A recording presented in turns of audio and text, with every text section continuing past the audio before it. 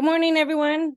I am Heidi Carr. I will be your moderator for this morning, and I am super excited. Jason is amazing to be able to learn alongside Jason and the rest of you today. The title of this session is The Future of Learning, Empowering Students and Teachers in the Age of Artificial Intelligence. In an age where AI is ubiquitous, it can be hard not to wonder how education will continue to evolve. How does AI shift the role of the learner? What is the unique role of the teacher in the AI era? As educators, it's important that we remain aware of emerging AI trends to create strategies for empowering both students and teachers in this new technology age. In this workshop, we will explore the future of learning through the lens of AI, including how it could help reshape instruction, method, and drive increased student engagement. This session will be grounded in the Nevada Portrait of Learner framework and competencies. Thank you, everyone, for attending. And Jason, it is all yours. Awesome. Heidi, thank you so much.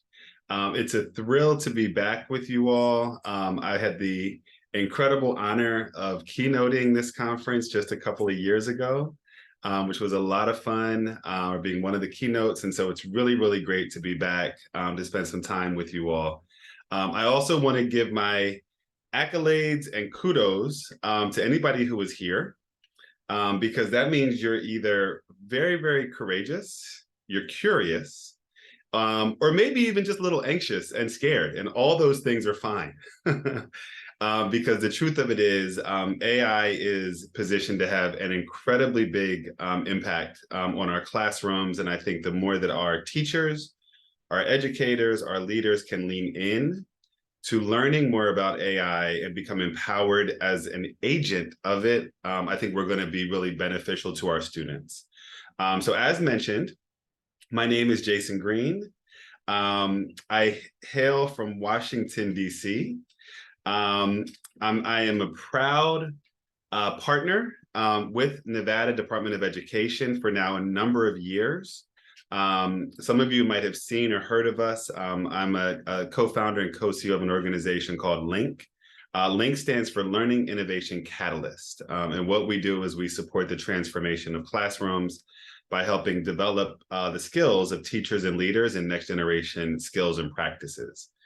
Some of you also might have heard or read the co-author of a book called Blended Learning in Action. This is a book that we actually wrote before COVID. And what's been interesting is the work that we did in really thinking about blended learning really helped to kind of propel a number of educators into what took place during COVID, and even now what's taking place post-COVID, which is really creating new visions for what learning in classrooms can be. So I'm excited to be here. You all are in for a real treat. And so what I'd love to do is share, as Heidi mentioned, that everything that we're going to talk about here is very closely aligned to the Portrait of a Learner. The questions around how we will help students grow in their learning, the questions around building and sustaining relationships and community, the questions around how we will help our community members and stakeholders make an impact, and of course, how will they thrive? So much of equipping our students in an AI world really revolves around those things. So I'm excited to really, lean into the Portrait of a Learner as well for Nevada. So with that, quick check. You all can see my screen, right? Excellent. It is wonderful to see so many faces. It always helps so much. I invite those of you who can. You are my guest to share your video. For those who can't, I totally understand. But it's wonderful to see such a large group here that is very curious about AI. So what I'd love to do is, before we launch in, I'm a big believer in kind of assessing my learners, right? So what I'd love to do is, if you all could take maybe 30 seconds to a minute, and in the chat, just share maybe one question, one thought, one thing that you hope to be able to get as a result of this session. So have at it. Maybe something on your mind around AI, maybe something you're worried about regarding AI, but go ahead and take about 30 seconds and put in the chat whatever's on your mind or hope for this session.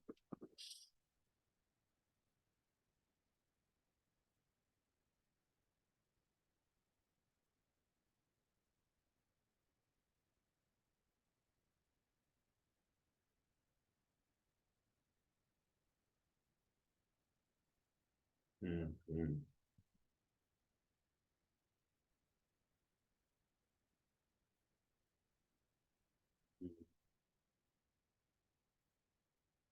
Mhm.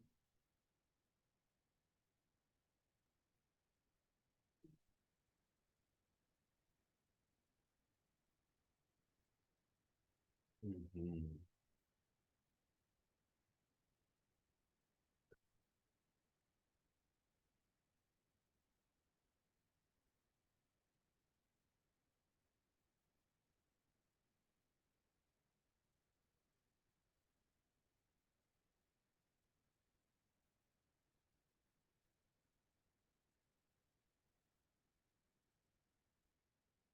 If you're able to, it's some really great stuff coming through the chat. I'm a big believer in workshops and conversation. So this is going to help frame what we're actually going to cover. So this is super helpful, and your colleagues are putting in some really, really good stuff.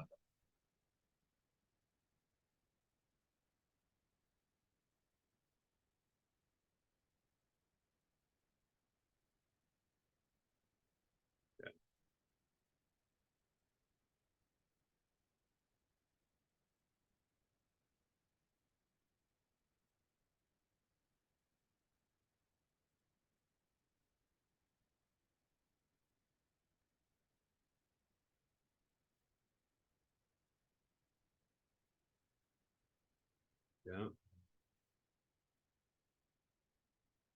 A lot of the themes that I'm seeing in the chat, it's everything from I'm brand new to AI and just want more information to how do I help my students be responsible in my, and if you're a coach, I'm sure that there are some coaches and teacher leaders here. How do I help my teachers? And also, how do I help this not to just be a tool for cheating? Right? How do I help to empower my students and not just have this be something that they, becomes a crutch? I'm saying that as a theme as well. How to use it for good. I think we've all probably seen the Terminator when a lot of us were growing up, right? That was our first, for a lot of us, that was our first introduction to AI. And how do I use it effectively for teaching? All right, this is great. We're going to have a wonderful conversation. I'm going to do my best, and I'm going to ask Heidi to keep an eye on the chat. I'm going to spend obviously a good portion of this I'll be talking, but I'm also going to try to spend some time going back and forth in the chat. So I'm going to ask Heidi if you could help kind of keep an eye on that. If something comes through that's really urgent, flag me, and then we can go from there. Cool. All right. Thank you all. We're in for a lot of fun. So I'm going to frame this conversation from the vantage point of really thinking about the future of learning, and how we're actually going to not just think about AI in isolation, but literally where are our classrooms going, and then what role does AI or can AI play in that? I like to start the conversation with another neat future reference that I think a lot of us probably grew up on if you're anywhere around my age, and that's the Jetsons. The Jetsons actually got a lot right when we look back and think about the future that they tried to predict. The Jetsons was actually made in the 1960s, and they were projecting out a world in the 2060s. So they were literally trying to present out about 100 years, and they didn't do too bad, right? The flying car, the video calls, the robots, um, the instant meals. There's a lot that the Jetsons got right about what our world actually has become and is becoming. I think it's interesting to think as educators, as futurists, because the world that we're actually creating is a world that we're always in the process of trying to predict what are our students going to need in the future. What are they going to need when they become graduates of Nevada, of university, of whatever other kinds of programs or what else might be preparing them for the world? And so I think it's very interesting for educators to really see ourselves as futurists. And so we're going to spend a few minutes thinking about what are some of the predictions that I and others have around the future of classrooms. Let's start with the first one. So the first one is I believe the future of learning will be driven by 5-year-olds. And what do I mean by that? Well, said differently, by how to solve complex problems. So some of you might have been able to recognize what this actually is. It's a group of obviously very young children, and they're doing the marshmallow exercise where you have some spaghetti, you have some tape usually, you have some marshmallows, and the goal is to figure out how to get the marshmallow the highest. You don't have any rules or anything like that, except for you can only use what you have, and you have about 15 minutes. What's interesting about this exercise is they've done this with people who have been MBAs, lawyers, consultants, graduate students, and kindergarten students. Anybody want to guess who usually does the best on this exercise? The kindergarten students. Exactly. And the reason why is because they are good at solving complex problems because they don't waste time in trying to figure out who's going to lead and what's the hierarchy and what's the structure. They just dive in and start tinkering. And so what's interesting about where I see the future of learning going is so much of what our learners are going to need in the future is the skill of problem solving. So how do we actually begin to create classrooms that support complex problem solving? Here's an example of, this is actually a project in New York City that used as a thing for students to solve sustainable design. They said, let's figure out a project where we're actually trying to solve for creating sustainable design for our city, right? Just an interesting example of solving complex problems. Here's another one. The future of learning will understand brain research. So for those of you who have been tracking, there's a lot of very interesting things that are happening as it relates to our understanding of the brain. One of those things is that the brain actually is more elastic than we knew before. And the brain continues to be able to grow or be grown well into our adult years. What's also interesting is educators are beginning to better understand the role that different parts of the brain plays in the learning process. As an example, the amygdala serves as the kind of diverter, if you will, where when information comes into a student, it either is sent to the prefrontal cortex where it can be learned, or it's sent to the fight or flight part of the brain where it can't be learned. And all of that is dependent on the level of stress that a student has in a given moment. What if our educators understood how to better understand students when they're stressed, and then how to manage for their learning experience during times of too much stress or even too little stress? Brain research for me is going to become something that educators are going to have to become much more aware of. Here's an example. I love using kindergarten examples because there's so much that can happen earlier than we realize. Here's an example of a kindergarten classroom where a teacher is actually having the 5-year-old students choose the modality of learning that they are going to engage in. Okay, think about that for a moment. 5-year-olds actually choosing their modality of learning. What this educator realizes is part of what happens in the prefrontal cortex is that's where executive functioning happens. And you can actually very intentionally begin to build executive functioning at very early ages. Interestingly, we can continue to develop executive functioning through elementary, middle, high school, and beyond. What if our educators, as classrooms built for the future, understood how to build in more opportunities for executive functioning for our learners, right? This is at a kindergarten level. Imagine high schoolers having an even deeper understanding of how to manage and moderate their learning. Here's another one. The future of learning will shift from memorizing things to making things, from knowing to creating, right? So what's interesting to me is observed a debate a couple of years ago between two teachers, and one of the teachers was absolutely dead set on her students learning all the capitals and all the states. And there was another teacher who said, yeah, we all had to do that, but now we have Google, right? Literally, our world has shifted from the skill of knowing things is a lot different than the skill of creating things. And so much of our educational structures are built around knowing things. But when you have ChatGPT, as we're going to find out, knowing things actually isn't that great of a differentiator from one person to another, because anybody can put into ChatGPT a question and get all the information that they need.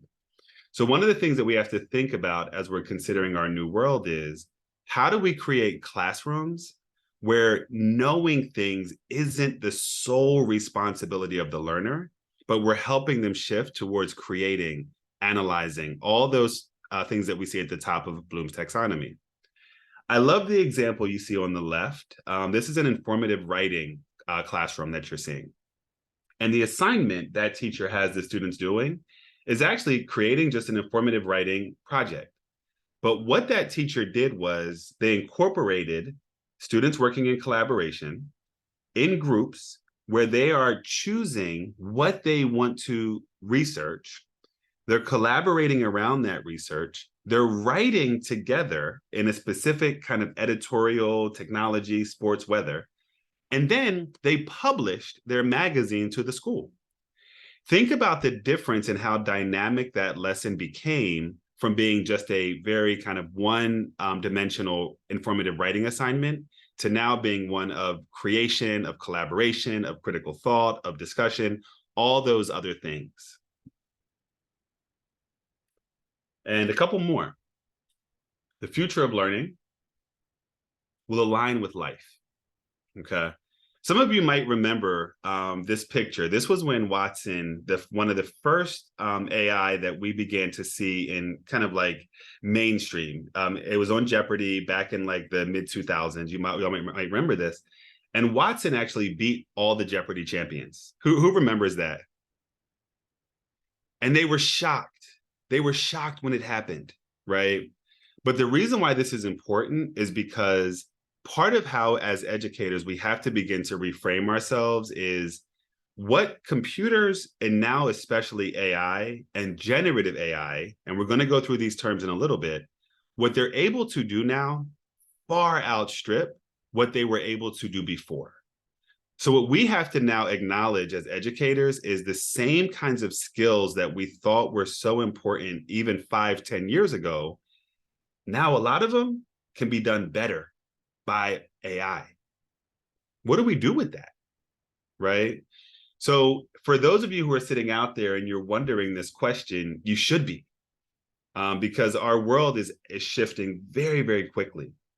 So here's an example of a high school. This is a high school in San Diego called High Tech High, and they've actually shifted all of their work. And now I'm not suggesting we do this. It's just an example to learning by doing.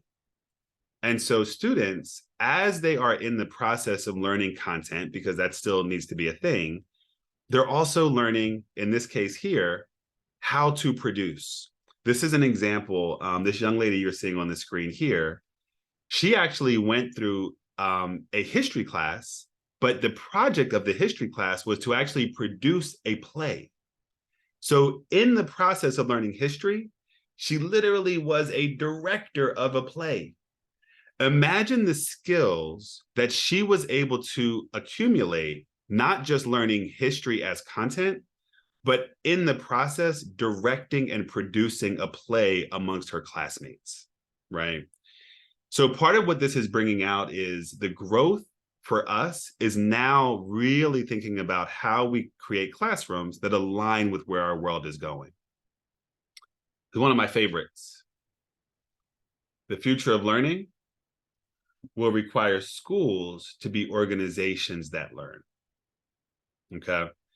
So here's what's interesting. For those of you who are leaders, teacher leaders, coaches especially, our education system has largely been constructed around schools being organizations that teach.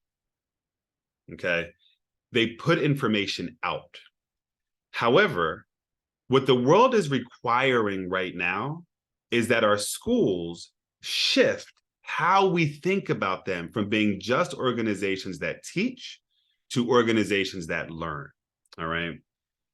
So you all see, we all know the example of Blockbuster in the back. I actually think one of the things that was the most destructive for Blockbuster and why they're not around is that they did not become an organization that learned as the world was shifting. Who did become an organization that learned, of course, was Netflix, right? So this is a quote from one of the founders of Netflix. And what he said was, it's not about having good ideas. It's about building a system, process, and culture for testing lots of bad ideas, okay? What Netflix became really, really good at was they were testing bad ideas all the time. Think about our schools and think about how reluctant we are to test bad ideas or to test anything, right? We're very, very so structured and so fixed that we're not willing to try new things. But trying new things means you got to be willing to fail. Yeah. And so this is one of the things that I think is really critical for us is moving to a space where our schools, our educators, our students even are actually willing to innovate and test bad ideas. So now as we move into what does this look like? So we use a word called generativity, all right? And you're going to hear this word a couple times. We define generativity. This is actually out of Stanford research that my organization has done for many years as continuous growth from self and shared reflection and iteration. It's the skill of becoming a professional learner or the skill of learning how to learn, all right? One of the most important things that we can actually teach our students right now through our educators is the skill of learning, all right? What you're going to find is this is not an easy thing to teach, but it's possible. And we're going to talk about how we can use generative AI to do it. The reason why generativity is so important is because of this right here. Most of our educators, including some of us, maybe right here on the line, we model our classrooms not by how we learned best, but how we were taught, right? There's a bit of a default mode that we enter into by what we experienced as learners. And the challenge we have now is we actually have to begin to shift how we think about learning and even what was done to us as learners, all right?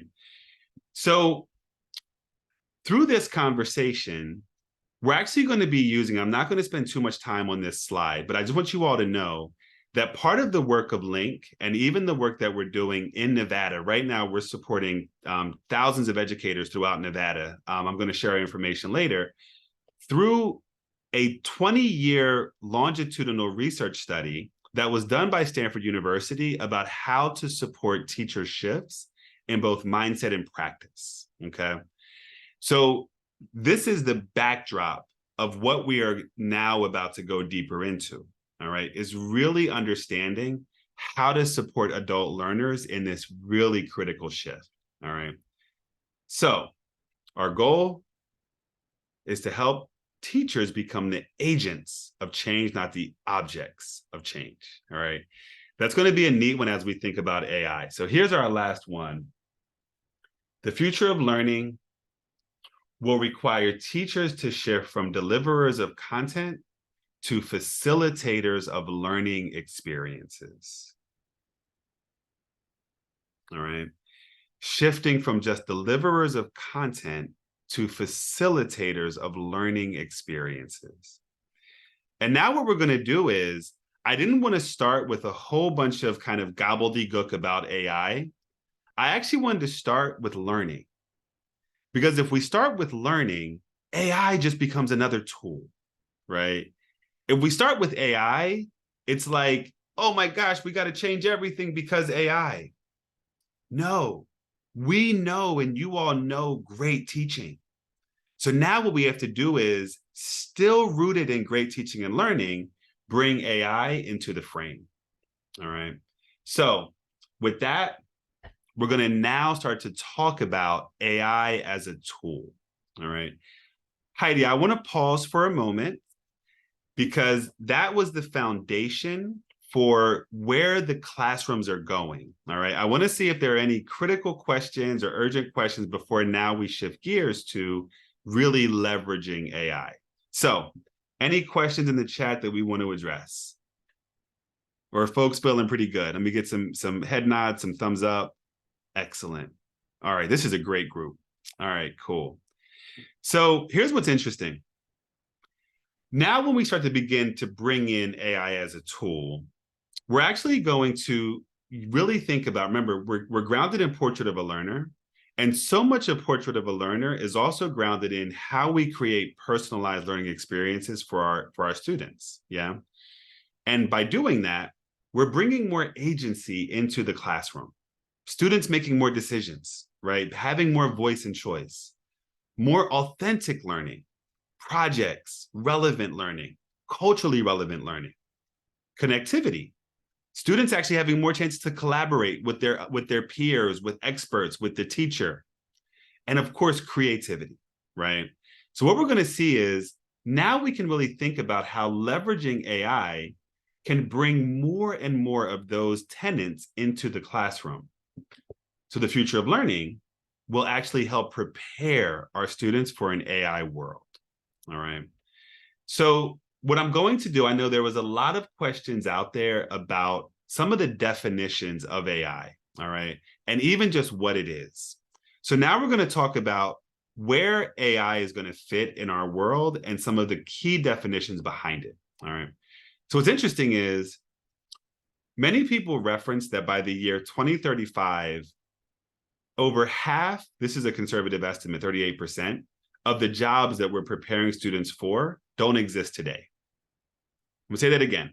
Right now, we're preparing students for a world where over half of the jobs that they're going to be entering into currently don't exist. We don't know what we're preparing our students for. All right. This used to be an easy one. Well, they could be a doctor, a lawyer, a teacher, a this, or that. Right now, we don't know what we're preparing our students for. All right. And we need to begin to actually lean into what is coming as it relates to possibilities for new kinds of work. All right. One interesting one is a term called prompt engineering. Has anybody ever heard this term before, prompt engineering?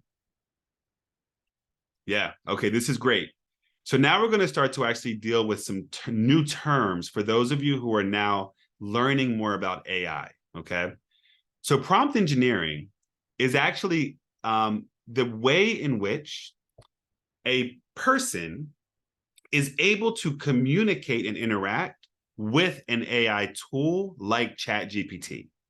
Okay.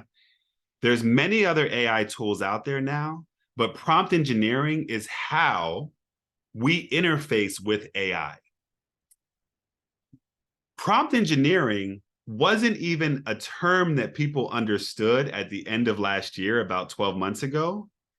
By March of this year, it was one of the most sought after positions in technology.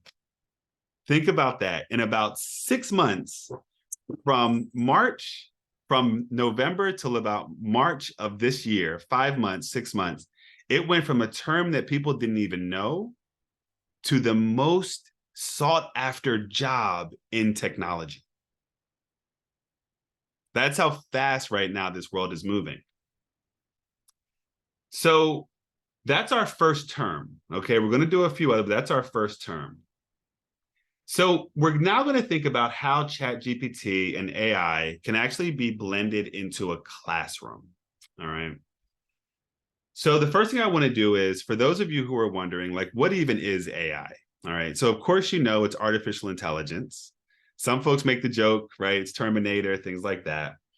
But what AI actually, what makes it different than other kinds of technology is essentially that it's mimicking human intelligence. Okay. It's using what's called natural language. So instead of having to be a coder to interact with it, we can actually interact with AI in a different kind of way. AI mimics human intelligence. All right. That's an easy way to think about the distinction of AI. So you all have been hearing the term probably generative AI, right? By show of hands, anybody know how generative AI is different than just AI? Pretty tricky, yeah. So what's different about generative AI is able to create new things, okay? So when you think about like ChatGPT and some of the other AI tools coming out, the ones that are able to actually produce new things, okay? What they're actually doing is they're generating new data, new images, new text. So generative AI generates new things, all right? So you have AI and you have generative AI, all right?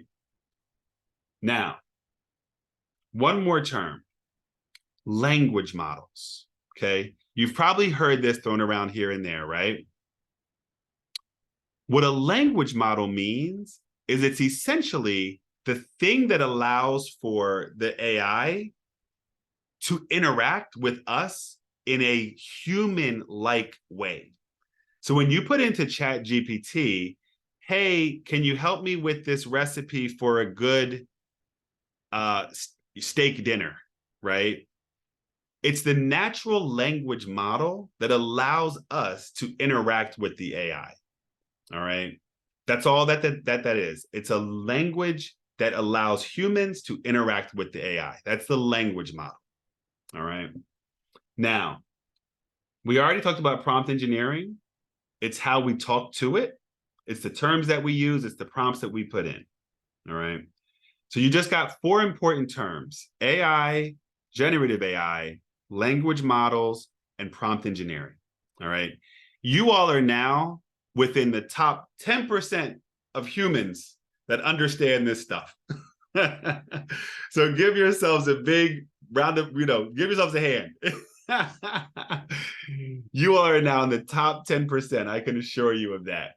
Now we're going to put you in the top 5% of how to use it. All right. So in our last now about 25 or so minutes, well, we're great on time. We're now going to actually think about how to use this more in a classroom. All right. So a couple things. Some very simple ways to think about using AI are use it in role play, meaning you can say things like, act as a 3rd grade teacher and give me X.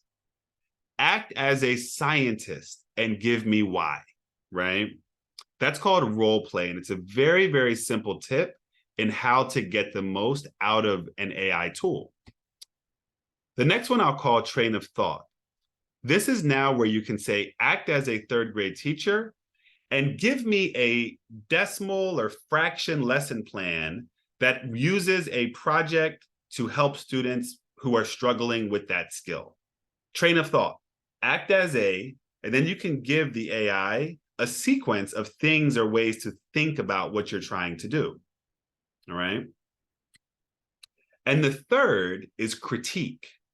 You can actually use AI to help critique your work, student work. You can use it to actually get feedback. So there's 3 really great and simple ways that you can bring AI into a classroom through role play, train of thought, and critique. All right. All right. We're cooking now, y'all. I don't know if you realize this, but we are cooking now. All right. So now what I'm going to do is we're going to make this very, very tangible by actually looking at some critical, let me go through this. We're actually going to look at some pedagogical challenges and how you might use AI to solve them. All right. The first pedagogical challenge we're going to use is student engagement. All right. What's going to happen next is I'm going to actually give you all specific prompts and ways to use tools like ChatGPT to address student engagement, to address differing learning needs, to address the challenge of there's only one teacher in the room usually, and also to address the not enough time. All right, so let's take these one by one. Student engagement, pedagogical challenge number 1. Okay. So you can actually use generative AI to make learning more relevant to students, whether through understanding and connecting with their interests or making learning more culturally relevant. All right, how might we do this? Okay, we're going to walk through this image because this is really, really, really good stuff. So imagine you create a classroom that is a station rotation model for projects-based learning, okay? Or that's what you want to create, all right? A station rotation classroom, meaning students are actually going to rotate in the classroom through different kinds of learning stations. And you want to do a projects-based element of it, okay? Imagine these three stations. Imagine you have a teacher station or even a station where the teacher leverages ChatGPT and the students are able to work with the teacher or work with ChatGPT or some tool like it to actually generate project ideas. How often do we have to help our students figure out ideas for projects, right? ChatGPT or other AI can help us with that. So imagine saying to a student, okay, you're interested in music, and specifically, you love jazz from the 70s. Okay, let's ask ChatGPT to give us a project, help us with the project for how to take your interest and use your interest for the learning.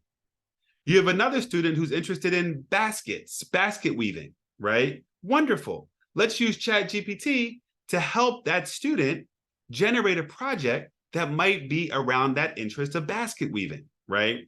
Now, as a teacher, you're actually using ChatGPT to help your students generate ideas that are in their lane of interest. Now, they go to the next station, okay?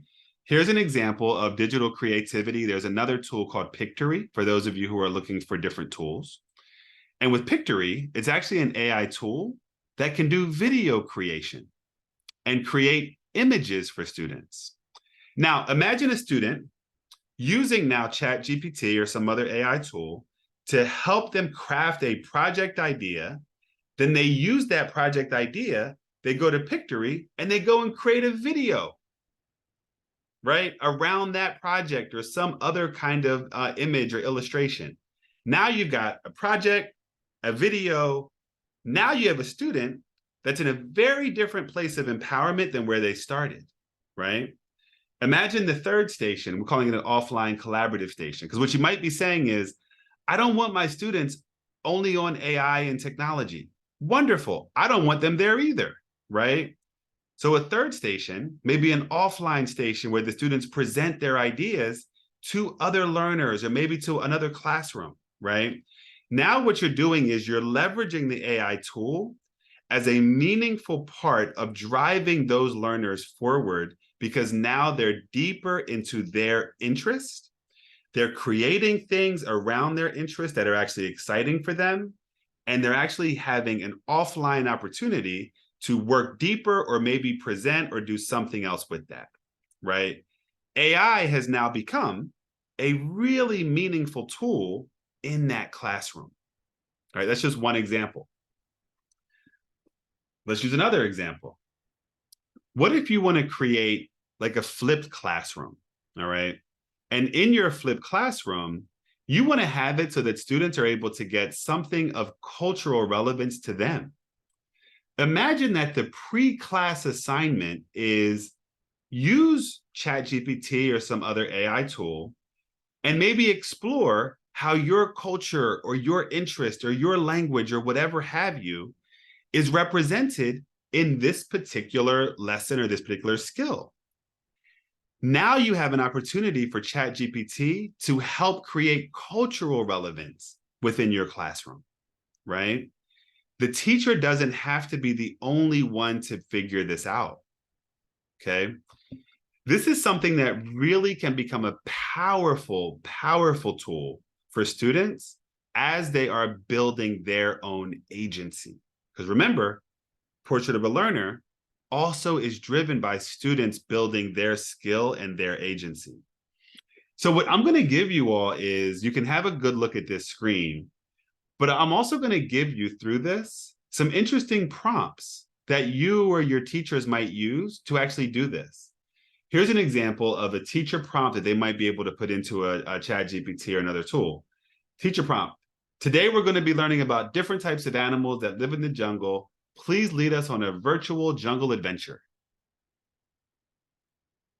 a teacher could put that into ChatGPT, and literally it could give that teacher a wonderful guided virtual tour that they can then use with their students of going through a jungle. Just another example of how you can benefit from leveraging AI in the classroom. Here's a few others. Remember the role play? Teacher prompt. Act as a 7th grade math teacher and generate word problems on concept of your choice, integrating the following student interests: art, sports, cooking, history, music, whatever. So think about if you have a student who you know is really interested in cooking, but they hate math. Maybe you use this to create word problems for their specific need, and you have ChatGPT or some other tool create it around their interest. You all still with me, right? You're seeing how this can actually become an incredible tool where teachers can now do student engagement types of activities and practices with the help of AI. All right, let's keep on going.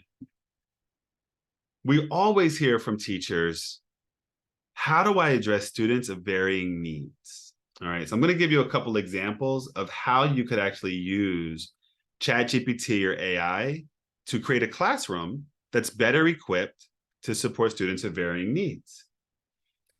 So here's one where we can actually use what we call a playlist model. Some of you might have heard that term before, but playlist is essentially a way that you can create different pathways for students. This was very hard to do pre-AI, but you could actually create different pathways for students based on their specific need. What if you actually use the AI for students to help to generate their own pathway? So check out the very first question mark and see what it says there. It says, generate a list of questions related to the objective, but for a specific topic of interest, okay? Now, this is something that a student could do with the AI, is get questions that they might be able to then grapple with through their learning experience. Get this. The student could then answer the questions and then feed their responses back into the AI to get feedback. How much time do our teachers have to give individual feedback to our students? Not usually enough, right? But what if you actually use the AI to help you give feedback? Then maybe you say to the student, once you get your questions and you try to answer your questions and you get your feedback, then come and talk to me. Now you're getting a student that's way farther along in their learning journey than if they had come to you from the very beginning, right? Now you're creating a classroom that's able to address students with varying needs way, way easier, all right? Then you could have students do other interesting things like write their next own set of questions, again, use Pictory or some other tool to create something, a video or something else. But this is how a teacher can now leverage AI to help support different levels of students, giving feedback and things like that. Here's another one that I really like, and this is for a writing assignment. What if you actually use, what you're seeing here is another station rotation classroom, but what if you actually used that teacher station where you could actually work with students directly that needed help with grammar or writing skills. But then you used as another station, students could actually input their assignments, their essays into ChatGPT or something else and get feedback, and then work in an offline station for review, for collaboration, for students to write together. Now what you have is an opportunity for, again, different levels of students to get different kinds of needs met by leveraging your AI tools. All right. So again, and I am going to share this presentation with you all. And again, I'm going to give you some prompts. Teacher prompt. Act as a whichever great teacher and create an assignment that is challenging for students who have a strong understanding of the concept being taught, but also provide support and scaffolding for students who are struggling with the material. Get help developing your lesson plan to address different student needs. It's an incredible opportunity.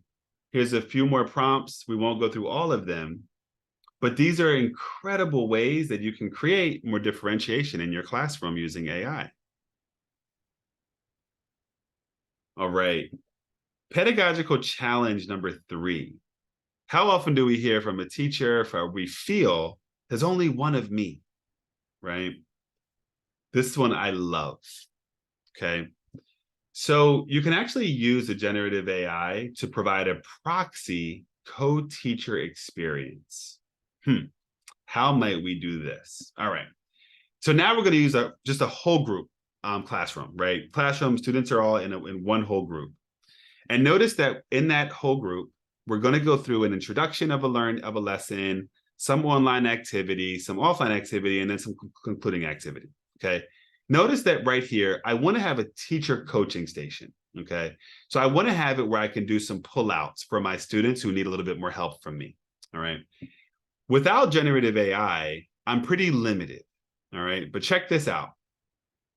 What if in my teacher coaching station, I set up stations where individual students might be able to interact, maybe sitting right next to me, getting help from ChatGPT or something else, but I'm right there with them. Okay. So now what's happening is as a teacher, I've now multiplied how much support my students can get because I'm using that AI feature as a co-teacher. Okay. So now think about what you can do as a teacher. You can spend more time building relationships. You can spend more time with your students in a way that is more meaningful to what their immediate needs might be. You can spend more time maybe going deeper with certain students. But in essence, that AI tool can now become a co-teacher with you, right? 25 students in the classroom, 30 in a classroom, maybe 20 or more, whatever that number might be. This now allows you to go deeper with your students than you otherwise would be able to. Again, we're going to give you some prompts in how you might be able to use this. Here, quick startup tips for using AI as a tutor. Here's a student prompt. Act as my teacher and give me some feedback on this essay. Imagine a student doing that first and then coming to you. Your time now can be so much better spent, right? So these are just some of the ways in which we can really support teachers in building more and more opportunities for support in the classroom. And the last one we're going to do is this pedagogical practice of how do we challenge of not enough time.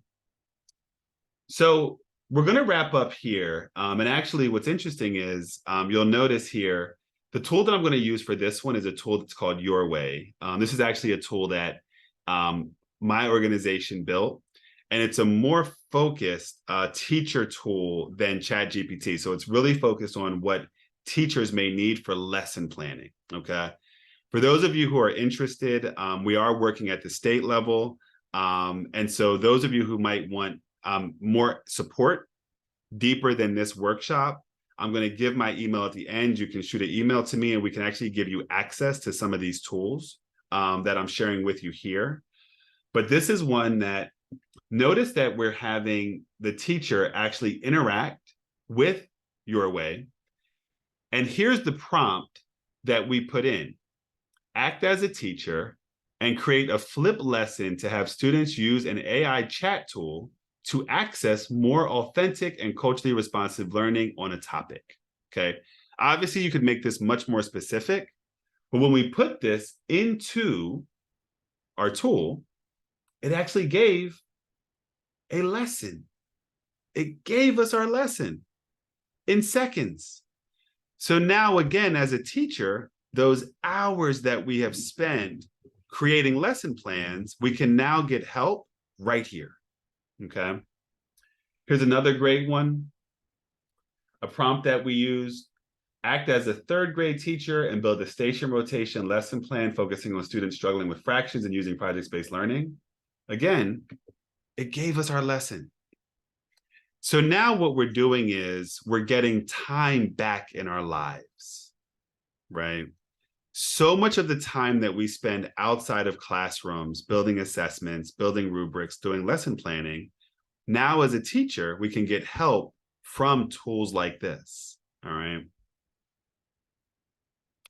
Here's another final example. This is one where we asked it to help with a flipped lesson plan using PBS documentary. So you can even tell it, use specific content that you might want to use to actually generate your lesson plan, right?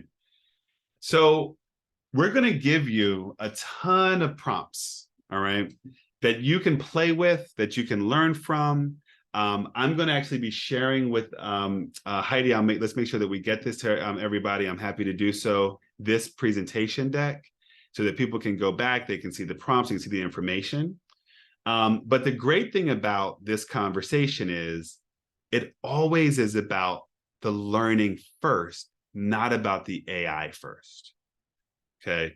It's not about the AI. It's about how we use it, as many of you came here today for an actual quality improvement to our classroom. So these last couple ones, and I'm not going to go through this fully, but it actually will show there are a number of things that, so you might be sitting there saying, well, so what can't the AI do, right? Well, the AI can do a lot of things, but what it can't do is connect with learners in the way that you can. What it can't do is ensure that every learner is getting what they precisely need based on relationship, based on connection, right? So this is how teachers can now use this as a tool to make sure that every learner is getting what they need in a different way than we were able to before, all right? So with that, there's a few more prompts here that I'm going to give you access to. And I want to close out by sharing here how to get in touch with us. So I mentioned that there's a number of resources that are available for Nevada teachers right now to support you further. And what you can do, here's my information. I'll also put it in the chat. You can actually reach out to me directly, and we can actually get you more resources, access to some of these tools that I just showed you, so that you can continue your learning beyond today's session, right? Hopefully it didn't feel like too much, but hopefully this was enough for you to feel like I can get my hands around this and really be empowered as an agent in how I use AI. So with that, I want to pause here. We have a few minutes left and just open it up to thoughts, questions. Heidi, I haven't looked at the chat for a little bit. Oh, somebody said this was so great. That made my day. Thank you.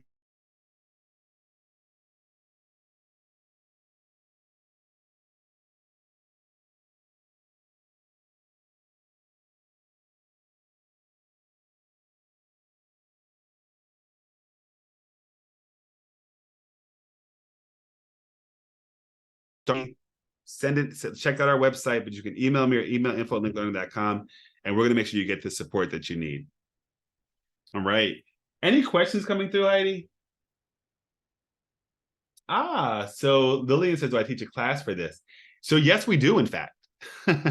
So we do teach a number of classes, actually, and we do it through kind of personalized professional learning. So if you're interested, again, in going deeper in your specific learning around this and getting set up with a class from us, email me at what I just put in here and what you see here, and we'll make sure that you get access to our classes and our different modules.